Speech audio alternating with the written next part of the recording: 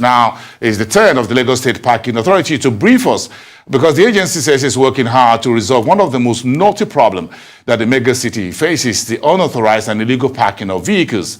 Lagos is Nigeria's largest city, some 20 million population, and the highest number of both commercial and private vehicles. Now, the head of the state's parking agency, Adebisi Adelabu, joins me now for a chat to this. Good evening to you, madam, and nice to have you.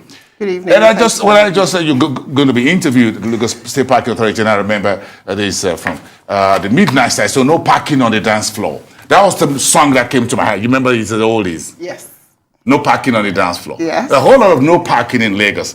How critical is this challenge of unsustainable parking facilities in Lagos, whether they are private or car owners or commercial vehicles or their tricycles, whatever? It's very important. Traffic is a big part of our lives in Lagos. Congestion is critical. And to tackle the traffic issues, we have to start from parking because it takes a lot of our time up. It affects our productivity. So the governor, in his wisdom, decided that, look, it was about time we addressed the problem holistically. You can't, as a transport family, we have to look at parking. And then he created the authority to work in conjunction with other transport agencies. And that's what we're trying to do. Our core function is to regulate and enforce all forms of parking. But as we always say, parking is a new business in Lagos. We're just trying to make it legal.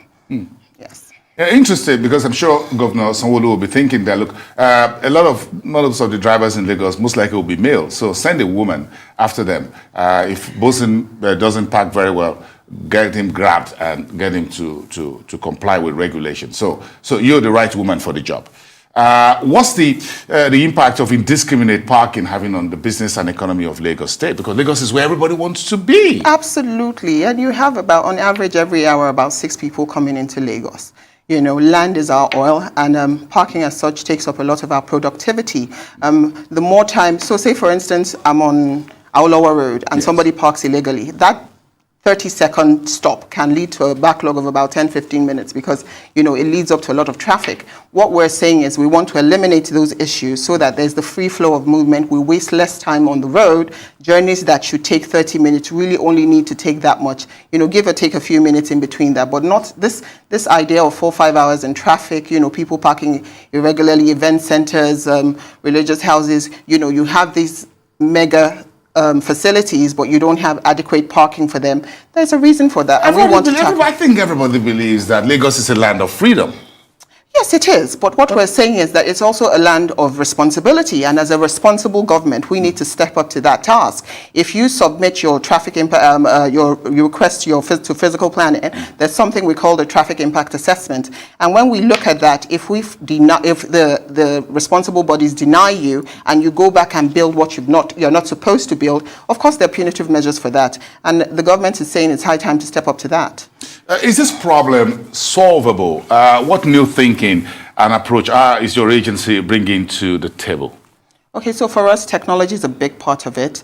The other thing is we don't want to rush in, so we're taking it in phases. We're covering the whole of metropolitan Lagos, obviously, but we're taking it in blocks of 5, so we're using the old local government strategy, and that way we ensure that we're carrying it out the right way. Of course, we start from advocacy, which is one of the reasons why I'm here. We want Lagosians to know what we're trying to achieve and get their buy-in. We expect that majority of Lagosians are law-abiding people, so they will be compliant.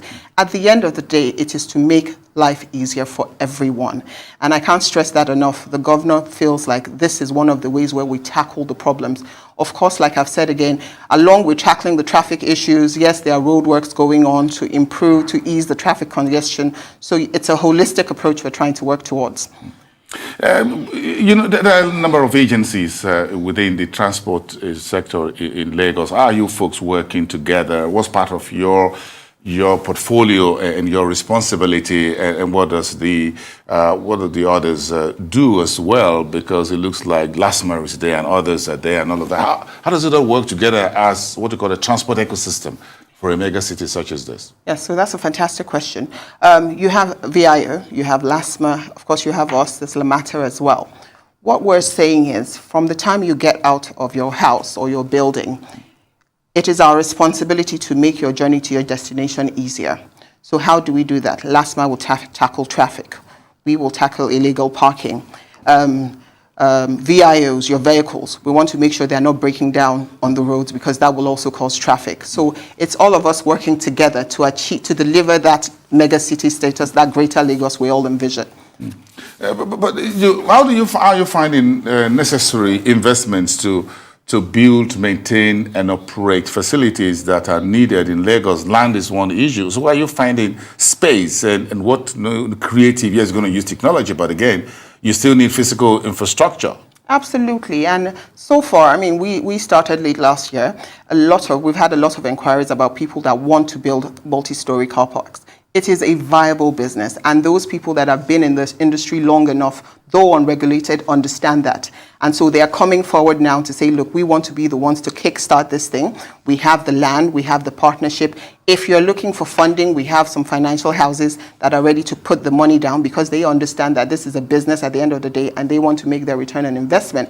So we're trying to pair up those people that have the land to those people that have the vision. And of course, if they need capital, we pair them up with the financial houses to say, look, this is the plan. We will give our approval once we've looked at the plans and we feel that it is a viable business, it's something we want to be part of, and then we'll proceed from there. But it's limitless, you know. I say to people, either you're parking on street, off street, some way, if you have a vehicle, you have to park your car.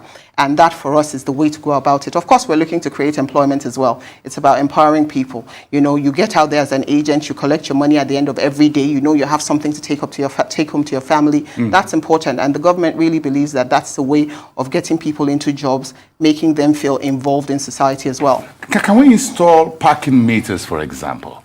And it used to be like coins abroad, or you just swipe a card. With banks and everybody providing these things this day, I could just swipe and tap my card. Oh, tap, that's what it says. So just tap it. And it goes just like you use for the BRT buses. Is it possible? Yes, eventually we'll. Are you going to do it? Yes, we are. We already have it in the pipelines as well. We're talking to a few global companies on that, but we need data. And so for us, capturing data is our initial goal. When we start off, we're looking to run our pilot in VI in Ikeja, say by the end of this month. Whichever way you choose to park, you will have to enter your number plate. Number plate gives us data. That gives us enough time to sort of process the alignment of the parking meters and all that, and then we bring them in. That way too, we're generating the data to use to move forward to artificial intelligence. But what that means is that with your carry card, for instance, you can use it on those machines to pay. If for those people that don't necessarily have cards and what else, you have the e-wallet where if you go to an agent, you give him your 500 naira, your 1,000 naira, he's able to pay with that prepaid card for you, and in exchange you get your receipt for your payment for your parking. So it's detailed. We spent a long time working on this, but like I said, we don't want to rush it to anything. We're going to pilot first in terms of on-street, and then we'll roll out. For the other forms of parking, the off-street parking, the multi-stories and that, yes, we have them in the works already. They're already existing. We're saying to people that have been part of the business, you need to come out and come to us. Let's register you now. Let's have you on the database.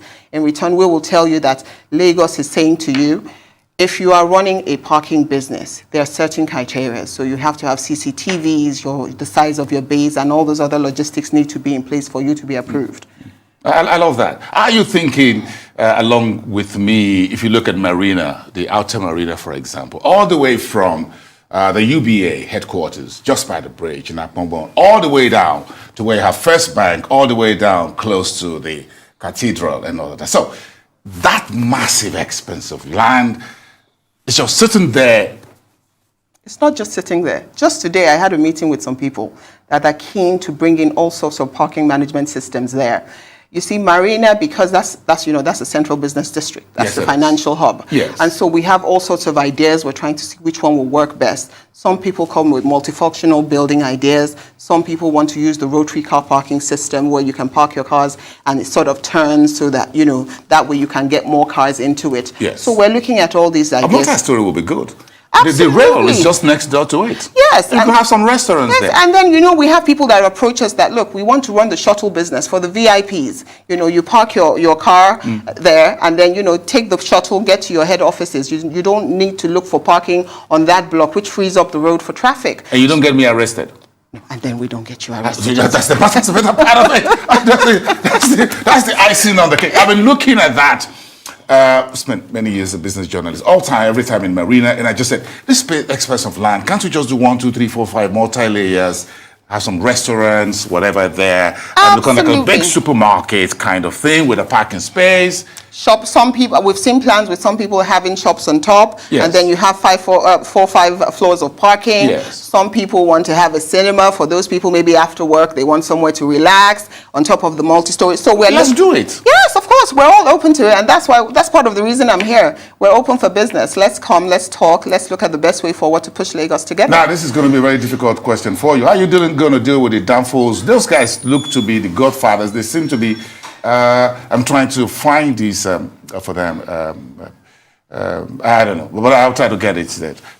They look like they're so invincible. How are you going to deal with them, with their own parking issue? Okay, so the SA of Transport in Lagos State is constantly in touch with the unions, trying to make sure that they toe the line we expect them to toe. I know that just recently there was a meeting between them, and they've assured us of their full cooperation.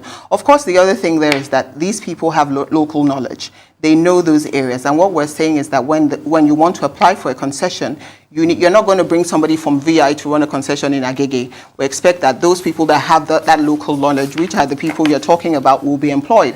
And I think that there's dignity in that for them as well. My final point. There were years and decades ago when there was a number selection. You can't come down to the island from Malagbado, for example, if your registration number is XYZ, so you got to be another day. Do you think we should return to that? Absolutely not. That's the past. We're moving ahead. We're looking to the future. The government is building roads. You can accommodate everyone. Absolutely. That's why there's a massive infrastructure program going on. You know, if you take, for instance, the Opebi to Ojota road that the newly commissioned, they're working on it. There's so many, even in Lekki, we're working on that. I don't see why we need to go back to the processes of the past.